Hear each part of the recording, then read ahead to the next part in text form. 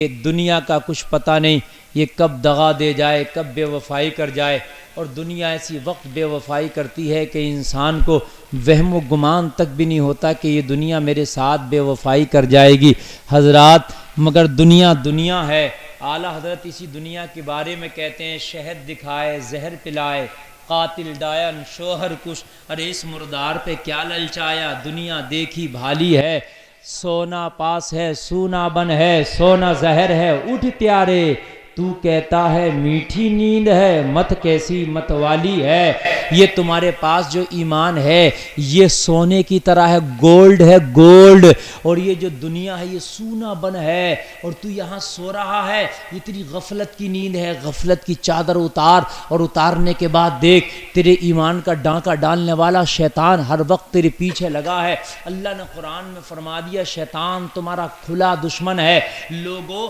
اگر تم غفلت کی چادر اوڑھ کر لیٹے رہے تو پھر جب یہ غفلت کی چادر اترے گی تو کب اترے گی معلوم ہے؟ جب حضرت عزرائیل آ کے تمہارے سامنے کھڑے ہوں گے تم سوچو گے ہائے اب کیا ہوا۔ حضرت عزرائیل فرمائیں گے دنیا نے تیرے ساتھ بے وفائی کر دی، جس دنیا سے تو چپکا تھا، جس دنیا سے تو محبت کر رہا تھا، لیکن آج میرے آنے کا وقت آ گیا، اب دیکھ دنیا تجھے کیسے چھوڑ رہی ہے، دیکھ اب دنیا کیسی بے وفائی کرے گی۔ تو نے جس خدا کو اس دنیا کے لیے چھوڑا تھا اب دیکھنا یہ دنیا کیسی بے وفائی کرے گی۔ حضرت عزرائیل سامنے کھڑے ہیں، اس کی آنکھیں پھٹی کی پھٹی ہیں، منہ پھیل جاتا ہے، ہائے مجھے چھوڑ دو تھوڑی دیر کے لیے، وقت دے دو، میں اپنے مولا کو تو راضی کر لوں۔ پوری زندگی میں دنیا میں ایسا پیوست ہو گیا تھا کہ میں مولا کو ہی بھول گیا تھا، راضی نہ کر پایا۔ تو حضرت عزرائیل کہتے ہیں وَلَن يُؤَخِّرَ اللَّهُ نَفْسًا إِذَا جَاءَ أَجَلُهَا، مجھے تو مہلت دینے کا کچھ حکم ہی نہیں ہے، بس ایک سانس کی بھی مہلت اب نہیں دی جائے گی، مجھے تو حکم تھا کہ نکال لو، اب میں وہیں پر تیری پتنگ کی ڈور کو کاٹوں گا جہاں تیری سانسیں مکمل ہو جائیں گی،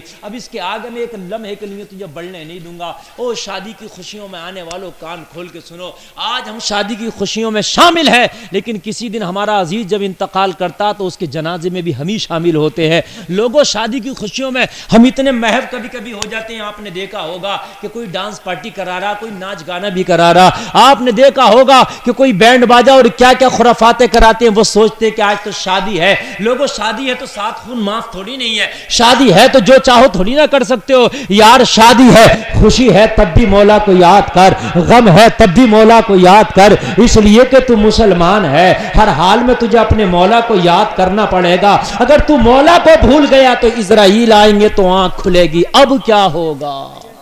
ذرا غور کیجئے، اب کیا ہوگا؟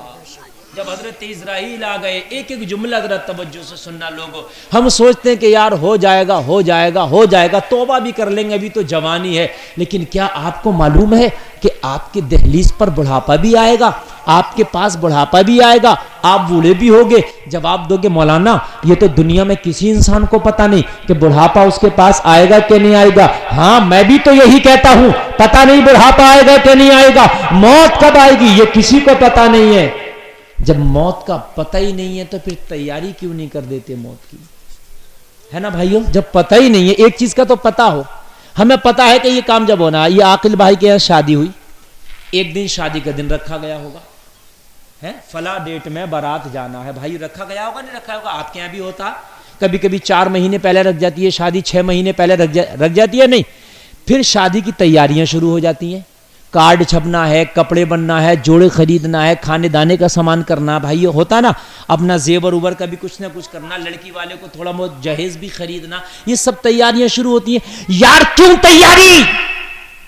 شادی کس کی؟ عاقل بھائی کے بھائی کی، بھائی کی شادی ہے، عاقل بھائی کے بھائی کی، مگر تیاری عاقل بھائی کر رہے ہیں، ان کی بہنیں کر رہی ہیں، ان کی چچیاں کر رہی ہیں، ان کے تاؤ کر رہے ہیں، ان کے بہنوئی کر رہے ہیں، پتہ یہ چلا کہ ان کے دوست کر رہے ہیں، ان کی خالہ کر رہی ہیں، ان کے خالو تیاری کر رہے ہیں، ان کے ماما، ان کی مامی، شادی ایک ہے، تیاریاں بہت سے گھروں میں۔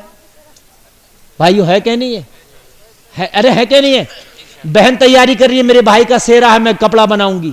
بہنوئی تیاری کر رہا میرے سالے کی شادی ہے مجھے جوڑا بنانا، خالہ تیاری کر رہی ہے میرے بھانجے کی شادی ہے مجھے بھی نیا کپڑا بنانا، بھائیو ہے کہ نہیں ہے؟ بھابیاں شادی کر رہی ہے میرے دیور کی شادی ہے ہمیں بھی نیا کپڑا بنانا، کوئی اپنے گھر کو پوت رہے ہیں، کوئی اپنے گھر کو رنگ و روغن کر رہے ہیں۔ ہائے شادی ایک ہے، ڈیٹ لگ گئی تو پورا خاندان تیاری کر رہا ہے، لیکن جب تم ماں کے پیٹ میں تھا، دنیا میں بھی نہیں آیا تھا، تو تیری مرنے کی ڈیٹ جب رکھ گئی تھی۔ جب تو ماں کے پیٹ میں تھا اور دنیا میں بھی نہیں آیا تھا، مرنے کی ڈیٹ جب رکھ گئی تھی یار، شادی کی ڈیٹ رکھی، پورا خاندان تیاری کر رہا، مرنے کی ڈیٹ تو تیری پیدا ہونے سے پہلے رکھ گئی تھی، اس کی کیا تیاری کری تو نے؟ پتا اس کی کیا تو نے تیاری کری؟ تیرا خاندان تیری مرنے کی تیاری کر رہا، کہے گا مولانا خاندان تو بعد میں کر رہا، میں خود ہی نہیں کر رہا اپنے مرنے کی تیاری، تو میرا خاندان کیا کرے گا؟ بولو بھائی یہ بات ہے کہ نہیں ہے؟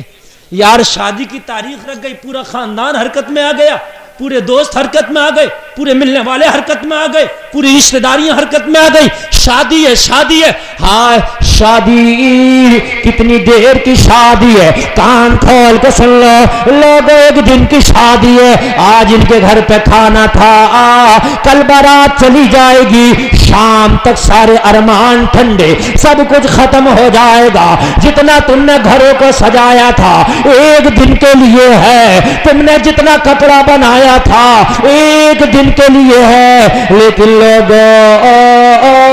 ایک دن کی شادی کے لیے اتنی تیاریاں، لیکن جب موت آئے گی رب کی قسم کھا کے کہتا ہوں پتہ نہیں قبر میں کتنے دن سونا پڑے گا، 1000 سال سونا پڑے، 500 سال سونا پڑے، 2000 سال سونا پڑے، لوگوں قبر کا کچھ پتہ نہیں ہے، جس قبر میں 1000 سال رہنا ہے اس کی کوئی تیاری نہیں، جو 24 گھنٹے کی شادی ہے اس کی ہفتوں بھر مہینوں بھر تیاری۔ بات بھائی سمجھ رہے ہیں؟ بات سمجھ میں آ رہی ہے کہ نہیں آ رہی ہے؟